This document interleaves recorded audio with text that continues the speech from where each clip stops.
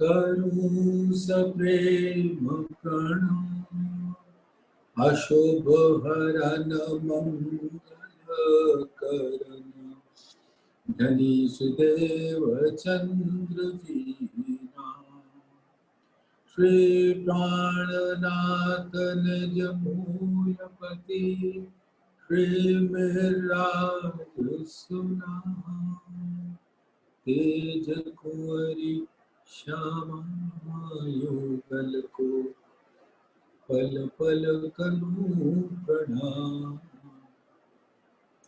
पिया जी को पल पल करूं प्रणाम, प्रथम लागू दो चरण को, धनिये न छोड़ायो खिन, लाख तले लालेड़िया, मेरे जीव के यही जीवन, इन पांव तले पड़ी रहूं, धनी नजर खोलो बातूं, पलना वालूं निरखूं नेत्र, मेरे जीव के यही जीवन, मेरे जीव के जीवन। धामधनी अक्षर तीर्थ के परम प्यारे लाडले सुंदर साथ जी, परम धाम में विराजमान आपके मूल तनों के सुंदर गौर उज्ज्वल गहरी लाल कोमल चरणों में इस आत्मा के दिल का प्रेम भरा सिजदा कबूल करें। प्रणाम जी। धामधनी की असीम अनुकंपा कृपा हम सब सुंदर साथ के ऊपर समान रूप से बरस रही है और हम सब उस महर, नूर और इश्क की बारिश में छीन रहे हैं और इन सब का स्वरूप लिए हुए इल्म प्रकट हुआ धामधनी के हुक्म से। इस खेल के अंदर अक्षर के इस खेल में पर आत्म की सुरता आई, हुक्म इलम खेल एक है और कोई न कहूं दम, इत रूह न कोई रूहन की, जो कछु ओए सो हुक्म। पर आत्म का दिल और पर आत्म का तन वही धामधनी के चरणों में विराजमान है, लेकिन उसके दिल के नैन की नजर उसके स्वप्न रूपी प्रतिबिंबित स्वरूप पर जो धामधनी ने अपने दिल में धारण कर रखा है, वो इस ब्रह्मांड में इन आदमियों के तन पर आकर विराजती है और उस पर धामधनी की नजर भी रहती है। मैं छिपा हूं तुमसे तुम्हें नजर में ले, प्रतिबिंब के जो असल तीनों हक बैठे खेलावत, तहां क्यों न होए हक नजर जो खेल रूप देखा।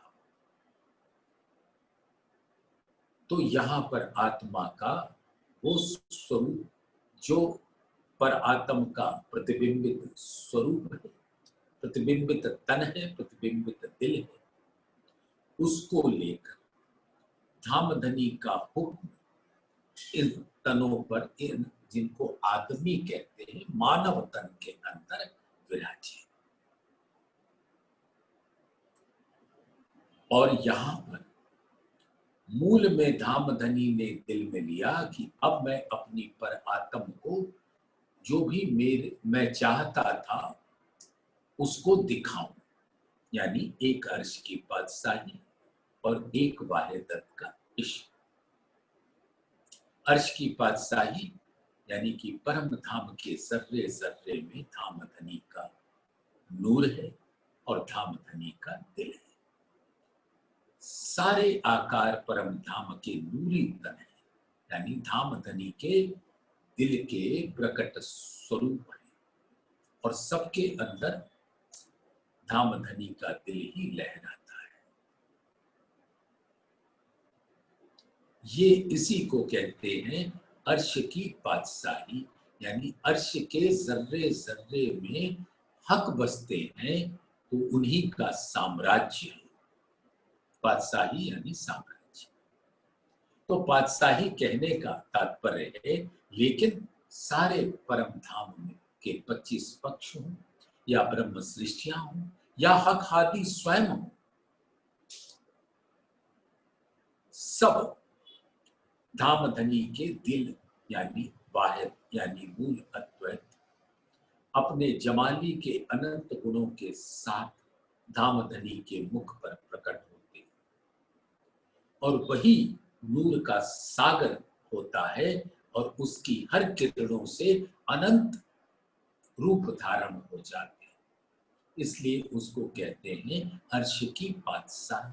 और ये बात हमें परम धाम में नहीं, और धामधनी का दिल ही सब आकारों में विराजता है, इसलिए सब आकार चेतन उसी प्रकार से है जैसे हक आदि, जैसे ब्रह्म सृष्टि, उसी तरीके से सब बाग, जल, तेज, वायु, जिमी, आसमान, पशु, पंखी, तरह, बाग, बगीचे सब चेतन है।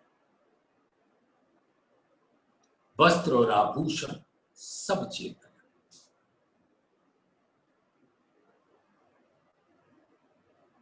और सब क्योंकि धामधनी के दिल के नूर के किरणें हैं, दिल उनके अंदर बसता है, दिल ही लहराता है, इसलिए उसको कहते हैं वाहिदत के स्वरूप। धामधनी का अद्वैत स्वरूप, उनका दिल वाहिद, वाहिद यानी एक, और उस एक वाहिद का लहरें वाहिदत कहलाती है। मूल अद्वैत वाहिद है और उसकी लहरें अद्वैत का स्वरूप है, इसलिए वो वाहिदत कहलाती है। और उन वाहिदत स्वरूप के साथ लीला धामधनी स्वयं करते हैं और उस लीला का रसपान। और लीला कैसे होती है? इश्क से। इश्क की ही लीला परम धाम में होती है। यहाँ पर हुक्म की लीला होती है, परम धाम में इश्क की लीला होती है। और इश्क की लीला से जो रस प्राप्त होता है उसको कहते हैं आनंद। इश्क का रस आनंद कहलाता है और आनंद लेने का अधिकारी दिल ही होता है। तो परम धाम की स्वलीला अद्वैत, धामधनी की स्वयं की लीला अपने ही अद्वैत स्वरूपों के संग जो होती है, वो इश्क की लीला और उसका रस आनंद जो धामधनी के दिल में सीधा पहुंचता है। तो ऐसा ही है अर्श की बादशाही और वाहिदत का इश्क। और अर्श की बादशाही और वहां की सभी लीला जिसको कहते हैं स्वलीला अद्वैत, ये धामधनी के दिल का हकीकत स्वरूप कहलाता है, यानी जो दिखता है।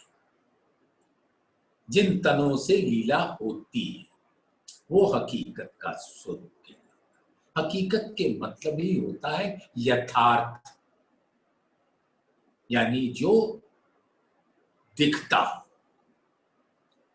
और मारिफत, कोई हकीकत की लीला बिना मार्फत के होती नहीं, क्योंकि मार्फत दिल को कहते हैं। हकीकत लीला करने के लिए तन को कहते हैं और तन जो लीला करता है वो दिल के आदेशों पर करता है, इसलिए दिल मारिफत कहलाता है। मारिफत दिखता नहीं, लेकिन हकीकत की कोई भी लीला बिना मार्फत के संपादित होती ही नहीं। तो हकीकत को जान लिया, मार्फत को जान लिया, वाहिद को जान लिया और उसकी लहरों को वाहिदत के स्वरूप को जान लिया, और इन लहरों की निस्बत धामधनी के दिल से है। वाहिदत के स्वरूप जो पर आत्म भी है, हक की वाहिदत है, उनकी निस्बत धामधनी के दिल से। सो पर आत्म का प्रतिबिंबित तन और प्रतिबिंबित दिल, उसकी भी निस्बत धामधनी के दिल से। तो ये कहलाता है निस्बत का स्वरूप। और नूर तो धामधनी का दिल ही है, जिसका ही ये प्रकट नूरी तन है, नूरी लीलाएं हैं और नूरी हुक्म से इल्म का आना नूर तारतम कहलाता है। तो जब धामधनी ने दिल में लिया तो 5वें दिन की लीला में ऐसा सुंदर अपने इल्म के सागर से लहरें प्रकट करके ये सारा ज्ञान भर दिया अपने दिल से, अपनी बुद्धि से। इसलिए इस ज्ञान को कहते हैं निज बुद्धि का ज्ञान। लेकिन सपने की बुद्धि से उसको ग्रहण नहीं किया जा सकता। सपने की बुद्धि तो मिटने वाले की बुद्धि है, यानी वो नारायण जो स्वयं ही मिटने वाले हैं, उनके चेतन अंश जीव के रूप में आते हैं और उनकी बुद्धि आती है, उनके दिल का प्रतिबिंबित स्वरूप आता है। तो जब नारायण खुद ही नश्वर है, क्षर है, तो उनकी बुद्धि और उनके चेतन अंश जीव का क्या होगा? हश्र। तो उस बुद्धि से समझा नहीं जा सकता। इसको समझने के खातिर धामधनी अक्षर ब्रह्म के हुक्म को हुक्म देते कि जबराइल और असराफील हमारी आत्माओं के दाएं बाएं खड़ा कर, और असराफील है जागृत बुद्धि का फरिश्ता। उसको हुक्म है कि जो मेरे निज बुद्धि से ज्ञान उतरा उसको आत्माओं के दिल में पहुंचा दो। और ये सब कुछ कब होगा? ये छठे दिन की लीला। और जब इस प्रकार से आत्माएं जागृत होंगी तो पर आत्म जागृत होगा और वहां पर 7वें दिन की लीला आनंद के साथ संपादित होगी। तो जब ये बातें जो धामधनी ने दिल में लिया था वो इल्म से प्रकट होता है, तो आत्माओं की तो जागृति होनी है। तो अब हम सब परम धाम में उठ के खड़े होंगे 7वें दिन। तो वो सारी बातें इल्म से हमें यहां पता चल गई। तो ऐसे इल्म में झीलना हम सुंदर सात के ताले में है, भाग्य में। सागर ग्रंथ का प्रकरण 10 अपने प्राण प्रीतम राज्य का तीसरा श्रृंगार 65 चौपाई से प्रारंभ करते हैं आज उसमें झीलना। सब अंग दिल में आवते बेशक आवत सूरत। अब जब धामधनी के एक एक अंग का जो वर्णन धामधनी ने स्वयं अपने हुक्म से इंद्रावती जी के अंदर बिठाकर करवा दिया, इंद्रावती की सुरता मूल मिलावे में पहुंचाया अपने हुक्म से, और जुगल स्वरूप का दीदार कराया और हुक्म दिया अपने ही हुक्म को कि साक्षात अक्षरातीत और उनके वाम अंग पर विराजमान श्यामा जी के नख से लेके शिख तक हर अंग का वर्णन करो और उस अंगों से इश्क की लहरों को बहते हुए तुम भी देखो और अपने तन बाह्य तत्व को भी दिखाओ, उसका रसपान करो। और जो 12,000 ब्रह्म सृष्टियां हैं उनका भी वर्णन करो, उनके अंग अंग का, वस्त्र और आभूषण का वर्णन करो, जिससे मेरी आत्माएं ऐसे स्वरूप को अपने दिल में धारण करके उल्लसित हो, प्रफुल्लित हो, सरकूल रहे हर घड़ी हर पल। तो सब अंग दिल में आवते। अब जिस प्रकार से वर्णन हो रहा है तो धामधनी का एक एक अंग आत्मा के दिल में अंकित होता जा रहा है। सब अंग दिल में आवते बेसक आवत सुन। अब धामधनी के अक्षरातीत के नूरी स्वरूप हमारे दिल में आकर बस जाता है और इसमें कोई शंका की बात नहीं, क्योंकि शंका का नामो ही निशान नहीं है परम धाम में। और ये वर्णन कहाँ हो रहा है? परम धाम में बैठकर। हाय हाय रू रहत इत क्यों कर। और ऐसे सुंदर स्वरूप का वर्णन सुनकर रूह इस संसार में कैसे रहे? वो तो अपने मूल में प्रवेश कर जाना चाहती है। हाय हाय रूह रहत इत क्यों कर, आए बेसक ये निस्बत। यही तो निस्बत है आत्म की पर आत्म से, पर आत्म की धामधनी से। चारों जोड़े चरण के ए जो अर्स भूखन, ए लिए हृदय में आवत स्वरूप पूरन। झांझरी घुंघरी कांबी कड़ला, ये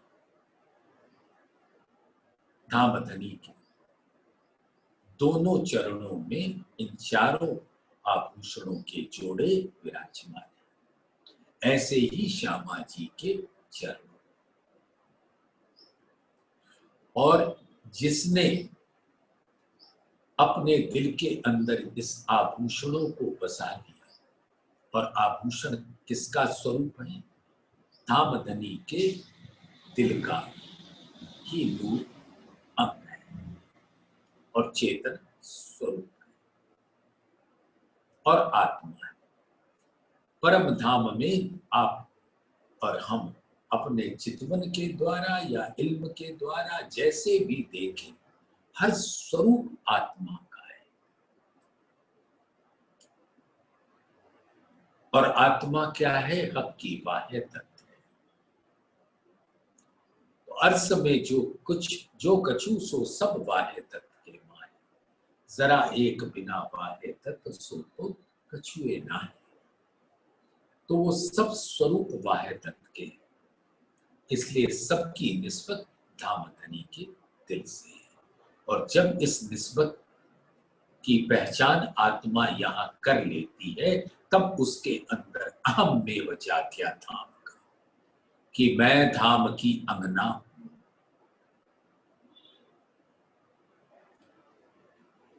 और इस संसार में नाम दावा हुज्जत भेक और धामधनी की नजर लेकर आई।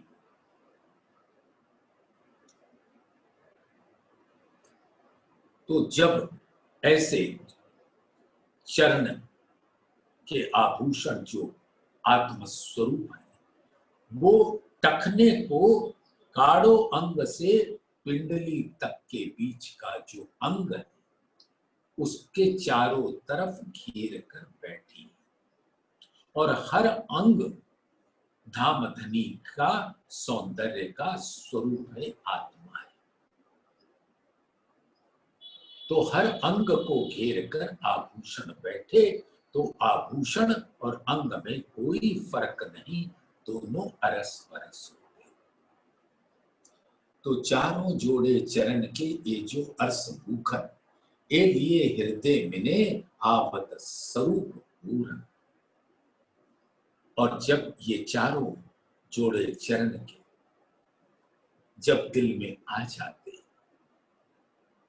तो परम धाम का अनंत आत्माओं का स्वरूप आ जाता है और उनके आते ही धामधनी के चरणों के नक्शे शिख तक का अंग अंग और वस्त्र और आभूषण मेरे दिल में आ जाते, आत्मा के दिल में आ जाते। तो ए लिए हृदय मिने आवत स्वरूप पूरन। तो पूर्ण स्वरूप आत्मा के दिल में आ जाता है। रूप और स्वरूप, रूप कहते हैं तन को, स्वरूप कहते हैं दिल। और परम धाम के अनंत नूरी स्वरूप, सबके तन नूरी और दिल भी नूर नूर। तो जब वो आत्मा के दिल में आते हैं तो धामधनी का वो पूर्ण स्वरूप जिसमें जुगल स्वरूप है, ब्रह्म सृष्टियां हैं, परम धाम के 25 पक्ष, वो सब मेरे दिल में यानी आत्मा के दिल में लहराते हुए आ जाते हैं और उनके आते ही नूरी बारिश होने लगती है, नूर तारतम बहने लगता है। जो स्वभावत इन चरण को ए भूखन सब चेतन, जो इन चरणों की शोभा है आभूषण, वो सभी चेतन आत्माएं हैं। अनेक गुण याके जाहिर और अलेखे बातन, और इनके जाहिरी गुण है यानी एक बनावट है, एक नंग है, विध विध के नंगों के स्वरूप हैं, सब है नूरी। और उसके अंदर घुंघरू है और सब चेतन होकर धामधनी के चरणों का रस प्राप्त करते हैं, अपनी सब रूपों को देखते हैं और धामधनी को भी देखते हैं। सुंदर साथ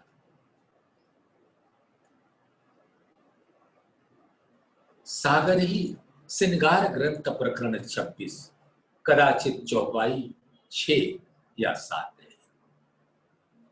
और भी खूबी रूह नैन की चीज दसों दिस सब देखत, पाताल या आसमान सब नजरों आ। तो सिर्फ ब्रह्म सृष्टियां तो रूह नहीं, परम धाम के हर आकार ही आत्माएं हैं, रूह है। सब धामधनी के दिल के स्वरूप है। दिल ही आत्मा है, दिल ही रूह। रूह कहो या आत्मा, बात एक ही है। आत्मा हिंदी का शब्द है और रूह अरबी का शब्द है, मतलब एक ही। धामधनी के दिल से मतलब है, दिल है। तो वो जब ये चारों भूखन आत्मा है और वो धनी के चरणों से लिपट कर बैठी,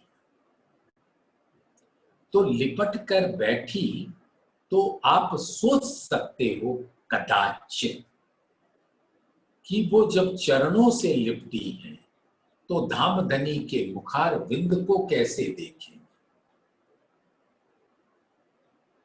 तो अगर आपने दिल में उस चौपाई को ग्रहण कर लिया है, और भी खूबी रूह नैन की चीज दसों दिस सब देखा, तो वो कहीं भी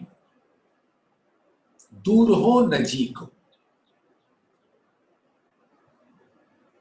वो धामधनी को निहारती रहती है और धामधनी के नैनों से इश्क की खुराक पाती है।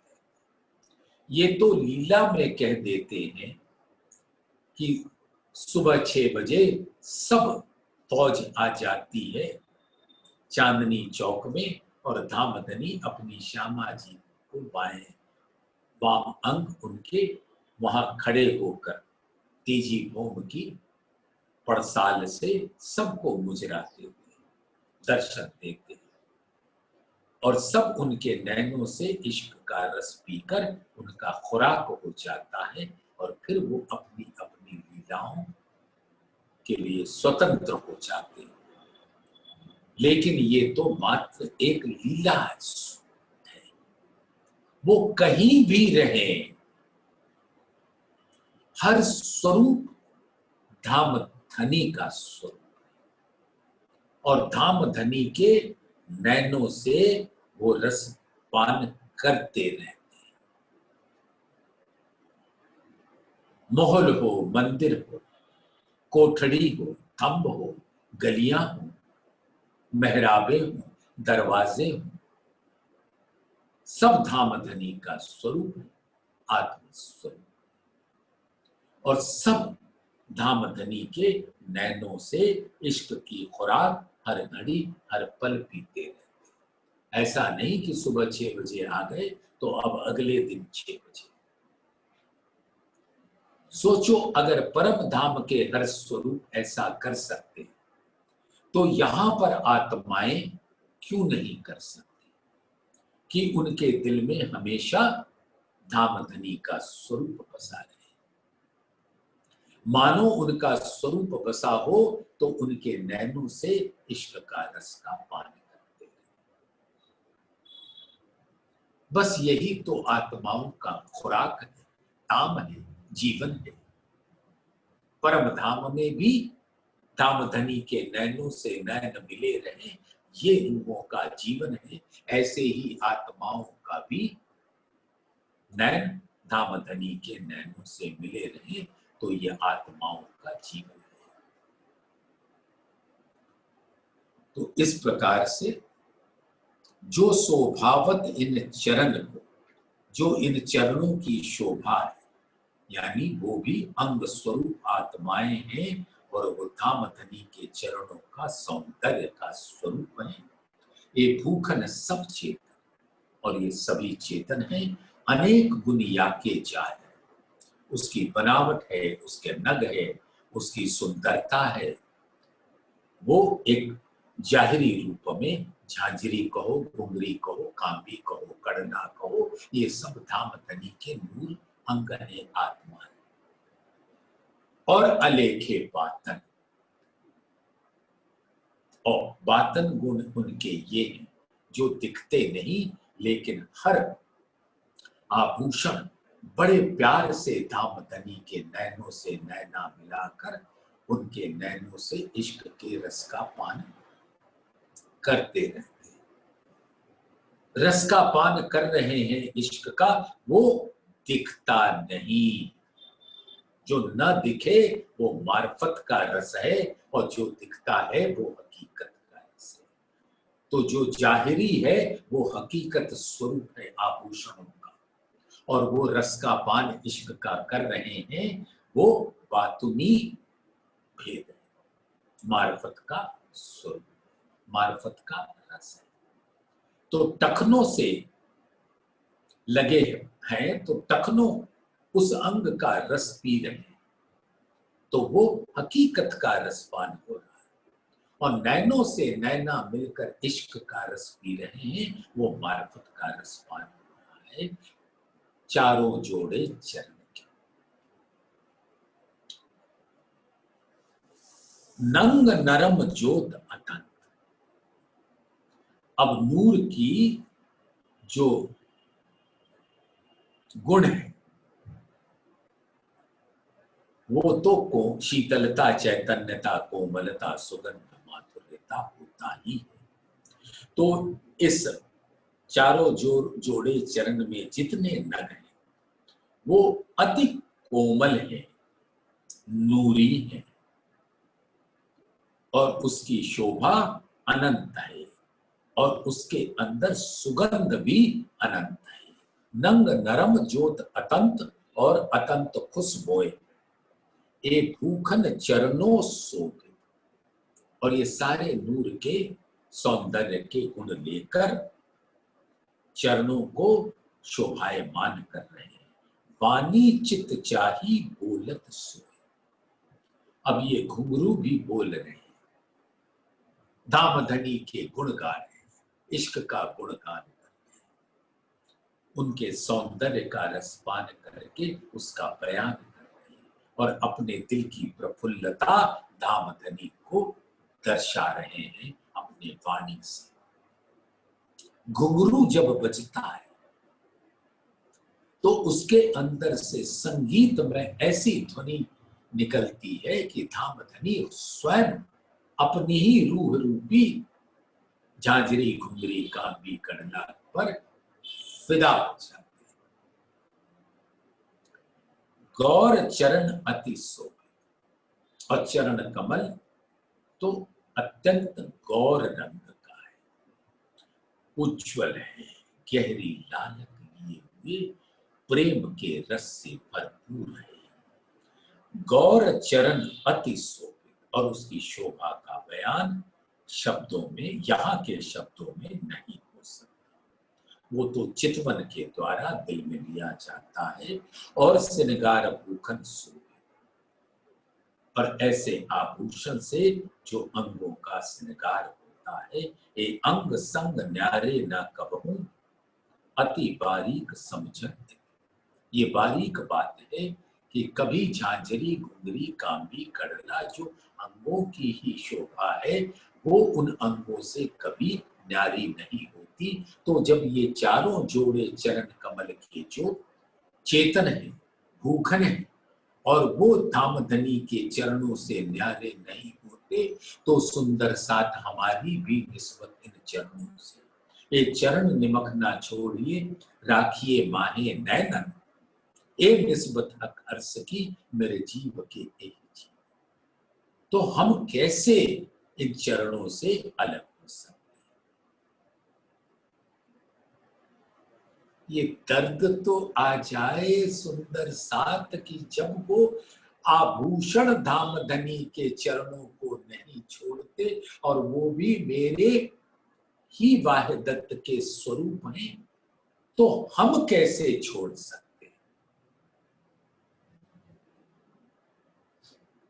और यही बारीक समझने की बात है। यही ठौर आसिकन की अर्स की जो अरमान। अब हम तो परम धाम की ब्रह्म सृष्टियां हैं। हम ब्रह्म सृष्टि आई धाम से अक्षर खेल देकर, खेल देख के जागिए घर असलू अपने तन। तो अक्षर खेल देखने तो ये प्रत्यक्ष रूप में है, लेकिन धामधनी हमको अक्षर का खेल दिखाने थोड़ी लाए, वो तो अपना दिल दिखाने के लिए लाए। अपने अर्श की बादशाही और वाहिदत्त का इश्क हकीकत मार्फत के स्वरूप और मेहर की लहरों को दिखाने के वास्ते लाए, क्योंकि ये परम धाम में नहीं दिखा पा रहे, और मूल तनों को वहीं रखा। उनके प्रतिबिंबित तनों को अपनी नजर में लेकर धामधनी ने अपने हुक्म को हुक्म दिया कि आकर चुन लो उस तन को और विराज जाओ, और उन आत्माओं को मेरे इल्म से जागृत करके मेरे मूल तनों को जागृत करना है। मूल में तो पर आत्म को जागृत होना है, लेकिन माध्यम क्या बनता है? ये आत्मा है। तो जो परम धाम की रूहें यहां आई हैं, उनका ठौर कौन सा है, उनका घर क्या है? वो धामधनी के चरण कमल। एक ठौर आसिकन की अर्स की जो अरवाहें, सो चरण तली छोड़े नहीं, पड़ी रहे तले पाए। तो आत्माओं, आप ही हो इस संसार में अकेले जिनकी निस्बत उस चरण तली से है, चरणों से है, और चरण तली की लाख की लीकों में धामधनी का दिल जहां बसता है, उस लीकों में आप बसते हो जैसे जल की मछली। और चरण तली अगर बेल है तो बेल से लगे हुए फूल आप ही तो। इतनी बड़ी महिमा है कि इतने बड़े ब्रह्मांड में जो दिखता है बड़ा, है तो परम धाम के समक्ष एक जर्रा भी नहीं, पानी का बुलबुला है। और वहां पर आपको ऐसी महिमा दे दी कि धामधनी के चरण तली ही आपका निवास है, ठौर है।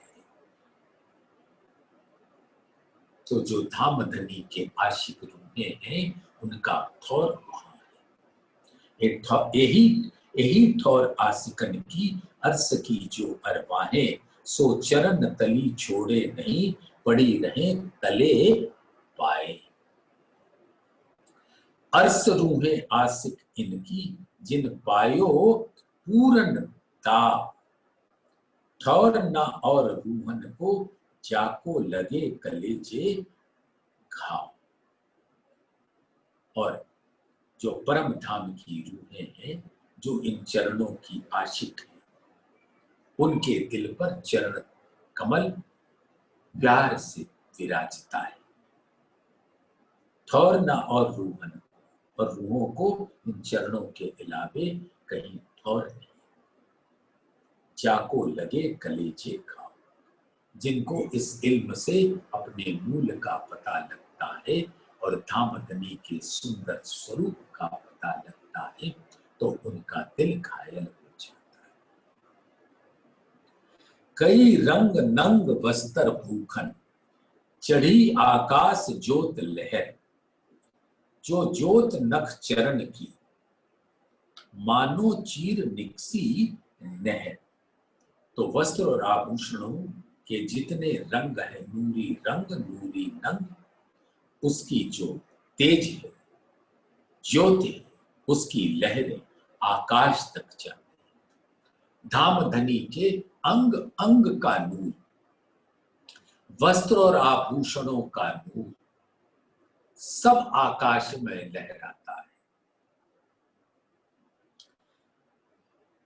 जो ज्योत नख चरण की, और चरणों का जो नख है उसके भी नूर मानो चीर निकसी नहर ऐसे प्रकट होता है कि परम धाम को चीरते हुए, परम धाम के नूर को चीरते हुए सीधा आसमान पर लहराता है। कई रंग नंग वस्त्र भूखन, चढ़ी आकाश ज्योत लहर, जो ज्योत नख चरण की, मानो चीर निकसी नहर। कहती हूं इन जुबान सो, और सुपन श्रवण नजर, जो नजरों सूरज ख्वाब के, सो सिफत पहुंचे क्यों कर। ये ख्वाबी तन, मिट्टी का तन, नश्वर तन, धामधनी ने अपने हुक्म से इस तन के अंगों के द्वारा वर्णन कराया, तो ये अंग भी कांपने लगता है। तो इस अंग की जुबान से धामधनी का वर्णन और सुरता के द्वारा देखते हुए, जो नजरों सूरज ख्वाब के, सो सिफत पहुंचे क्यों। जब यहां का सूरज वहां के आगे निस्तेज हो जाता है, तो परम धाम की रूहों की नजर यहां कैसे आएगी। वो तो धामधनी का हुक्म लेकर आता है, तो वर्णन करा देता है।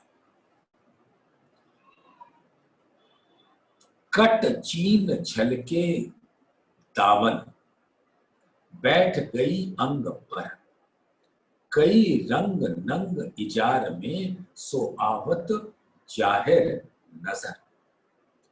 तो जो ऊपर जामे का चोली है, नीचे दामन है, उसके बीच में कमर के हिस्से पर चीन और दामन पर जो दामदनी के अंगों से को शोभा बढ़ा रही है। तो इजार के अंदर कई नूरी रंग हैं, कई नंग हैं, सो सब उस दामन पर छाई करते हुए प्रकट हो। और भूखन जो चरण के सो अति धरत हैं ज्योत, नरम खुशबोए स्वर माधुरी आसमान जिमी उद्योग। और जो चरणों के भूखन, चारों जोड़े चरण, झांझरी घुंघरी कांबी कड़ला। एक चरण में ऐसे ही झांझरी घुंघरी कांबी कड़ला दूसरे चरण। तो ये चारों जोड़े जो धामधनी के चरण के हैं आभूषण, सो उनसे अनंत नूर की ज्योति प्रकट होती है। और वो कोमल है, सुगंध से भरे हुए हैं, और उनकी स्वर लहरी जो माधुर्यता के रस को भरी हुई प्रकट होती है। तो धामधनी स्वयं ही अपने आत्माओं रूपी आभूषणों पर फिदा हो जाती है। आसमान जिमी उद्योग, और उसका नूर और उसकी स्वर लहरी जिमी से आसमान के बीच में समाती।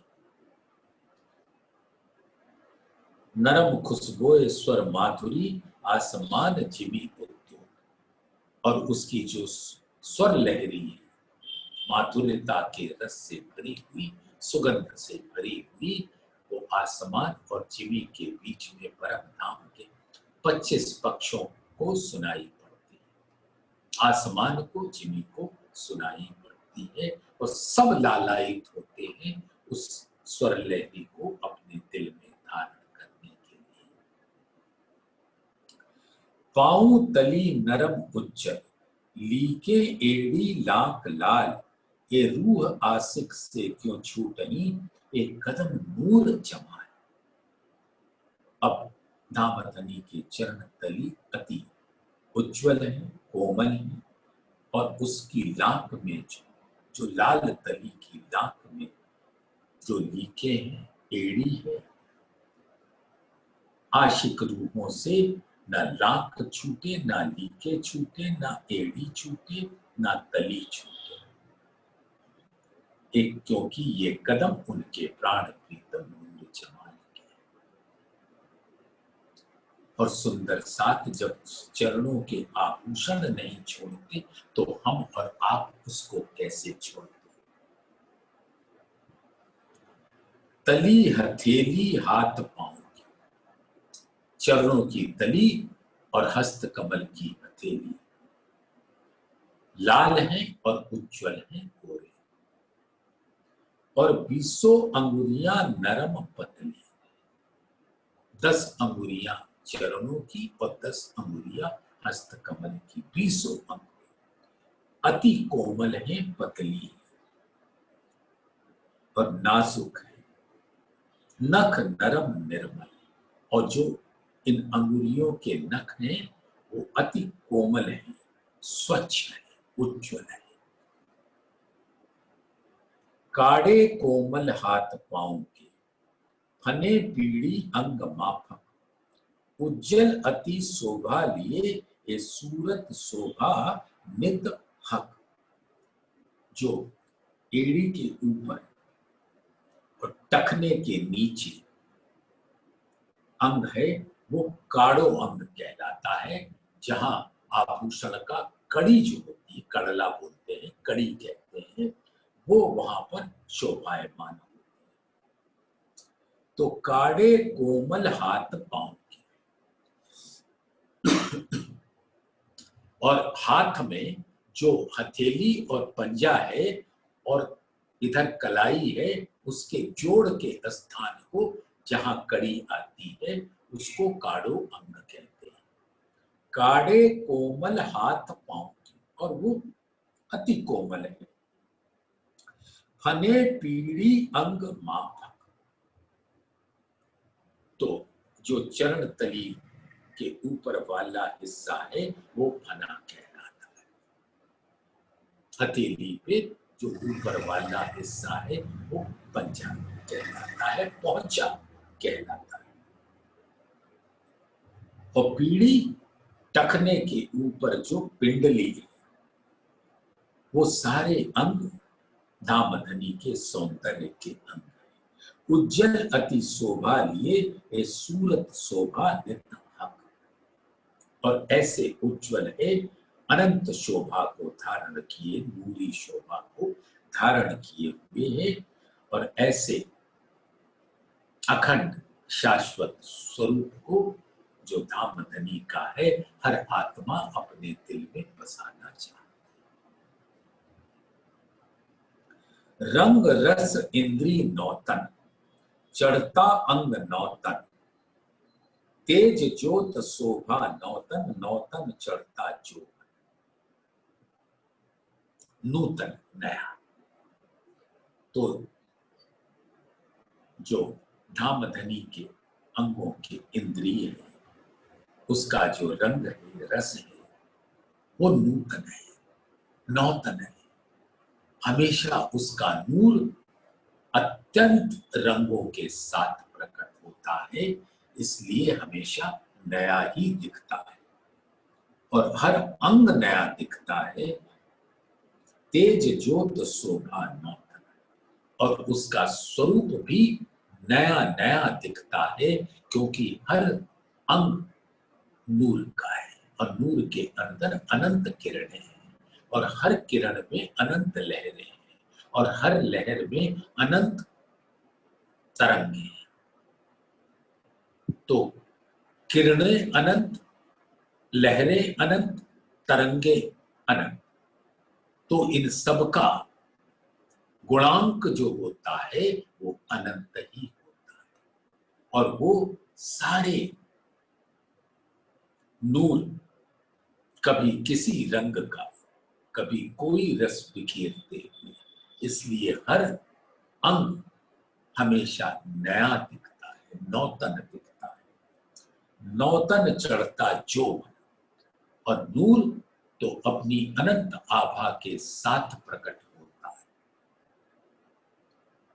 जमाली का गुण है, तो वो हमेशा किशोरावस्था में रहता है। किशोरावस्था के मतलब ही होता है प्रेम की अवस्था, इश्क को हासिल करने की अवस्था, इश्क का आदान प्रदान करने की अवस्था, इसलिए उसको यौवन कहते हैं। जो किशोर, अमर,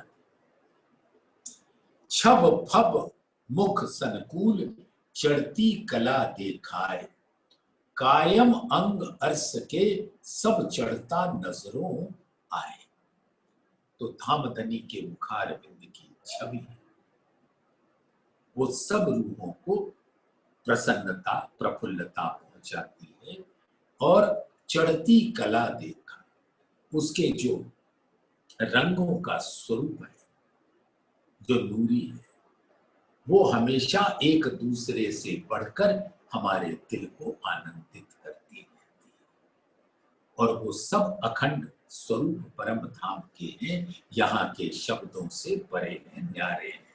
सब चढ़ता नजरों आए। जब आत्मा अपने दिल के नैनों से देखती है, हुक्म का बल लेकर, निस्बत का बल लेकर, तब वो देख पाती है।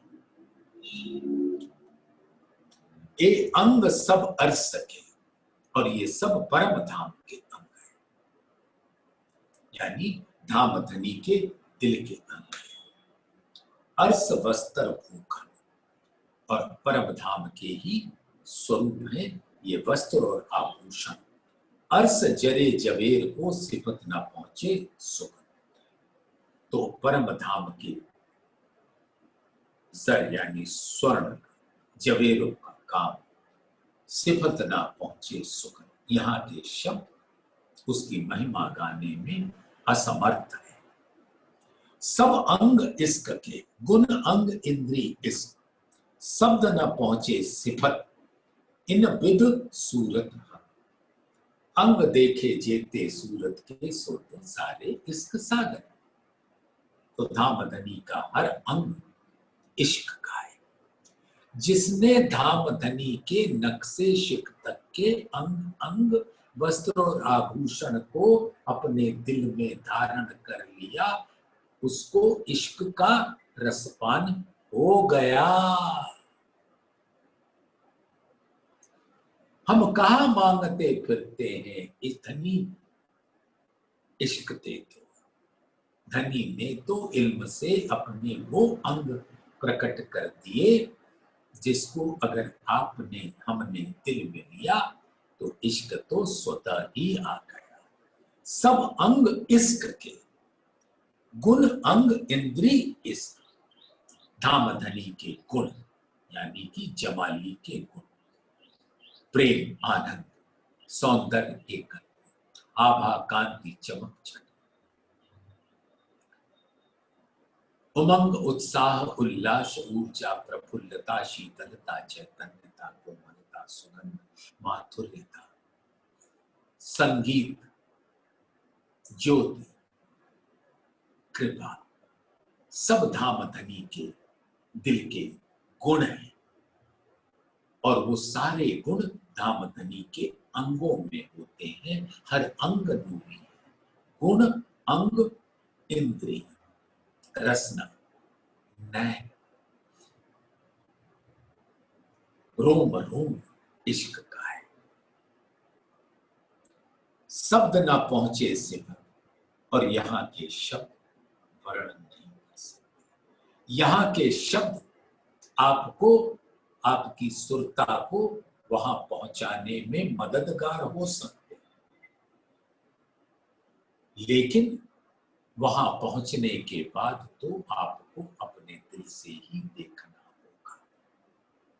फिर वो वर्णनातीत होते हैं, शब्दातीत होते हैं, अक्षरातीत होते हैं। शब्द ना पहुंचे सिफत इन विध सूरत, तो इन शब्दों से परे शब्दातीत है। कह दिल जो कहते ताथे अधिक अधिक अधिक। अब दिल तो बहुत कुछ कहना चाहता है, लेकिन जुबान पे मानो ताला पड़ जाता है। उसके नैन उसको देखने में मशगूल हो जाते हैं। तो कह दिल जो कहते हैं, कह दिल जो कहते हैं ताथे अधिक अधिक अधिक। तो जो भी यहां बयान हो रहा है धामधनी का स्वरूप उससे अधिक अधिक अधिक होता है। अधिक अधिक अधिक यानी कि उनके हकीकत तन को देखो। तो इन वर्णन जो शब्दों में किया उसका असल हकीकत का स्वरूप उससे अधिक शोभा रखता है। फिर उससे अधिक जब उन तन के अंगों से इश्क की लहरें बहती, तो उस शोभा का वर्णन कैसे करें। वो उससे अधिक, और उससे भी अधिक धामधनी का दिल। तो तन तन से बहने वाला इश्क और उस इश्क का मूल स्वरूप दिल, तो अधिक अधिक अधिक। तो कह के दिल जितना कहता है वो उससे अनंत गुना सौंदर्य का है, रस का है।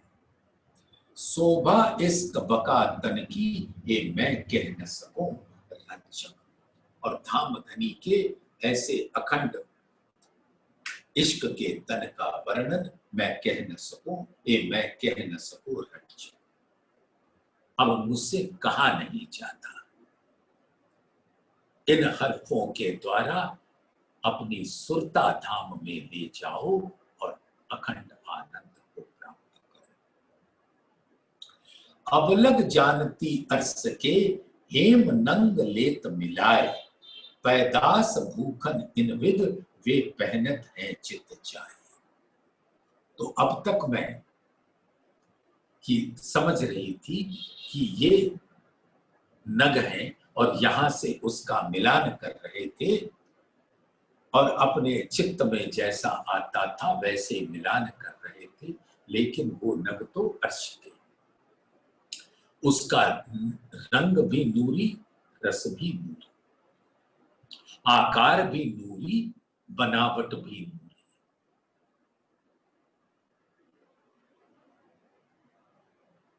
तो जैसे यहाँ के भूखंड तो जमीन से पैदा होते हैं और यहाँ पर चित्त चाहे आप बना लेते हो, लेकिन परम धाम का स्वरूप इससे अलग है।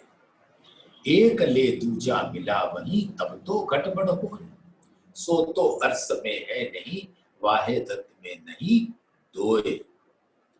तो एक से दूसरा मिलाने का जो प्रक्रिया है, तब तो कुछ गड़बड़ हो, लेकिन परम धाम के स्वरूप में ऐसा कुछ नहीं है।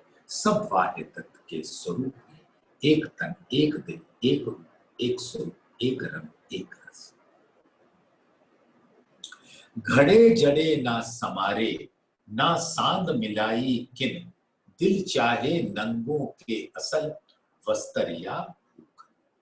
तो जैसे यहाँ पे तो हर आभूषण को, वस्त्र को बनाया जाता है, मिलाया जाता है, रंग से रंग कोई अलग ना होने पाए या बिल्कुल बेमेल ना होने पाए। तो वहां पर ऐसा कुछ भी नहीं होता। दिल चाहे नंगों के असल वस्त्र या भूख। जैसा धाम धनी ने दिल में लिया, आत्माओं के दिल में आता है, वैसे ही वस्त्र और आभूषणों के स्वरूप, अंगों का स्वरूप अंगों के दिल में आ जाता है और हमेशा नौतन रहता है। ना पहनिया ना उतारिया, दिल चाहिया सब हो, जब जित जैसा चाहिए सो उत आगू बनिया ले जो। तो वहां पहनना उतारने की प्रक्रिया नहीं होती, सब धामधनी के अंगों की शोभा है और उस सब की शोभा वस्त्र और आभूषणों की जैसा धामधनी दिल में लेते हैं, वैसा ही स्वरूप पहले से बनकर तैयार हो जाता है, वैसा ही दिखता है रूपों को रस पिलाने के बाद। जब जित जैसा चाहिए सो उत आगू बनिया ले जो। जैसा चाहिए वैसा ही पहले से दिखने लगता है। जो रूह कहावे अर्स की, माहे बका खिलवत, सो जिन खिन छोड़े स्वरूप को, कहे उम्मत को महा। अब परम धाम की आत्माओं सुन लो कि जिनके अखंड स्वरूप परम धाम में है, मां जो रूह कहावे अर्स की, माहे बका खिलवत, अखंड खिलवत में जिनका स्वरूप है, वो ऐसे धामधनी के स्वरूप को एक क्षण के लिए भी छोड़ने का अधिकार नहीं है। सो जिन खिन छोड़े स्वरूप को, कहे उम्मत को महा। तो महामती जी ऐसा सुंदर उद्घोष कर रही है, डिंडिम घोष, मानो पूरे संसार में उसकी ध्वनि गूंज रही है कि ओ मेरी प्यारी आत्माओं, धामधनी के ऐसे सुंदर स्वरूप से एक क्षण के लिए भी अलग ना होना। तुम्हारा चित्त चितवन के द्वारा धामधनी के स्वरूप के समक्ष ही उनके चरणों में बैठा रहना चाहिए। बोलिए श्री प्राणनाथ प्यारे की जय।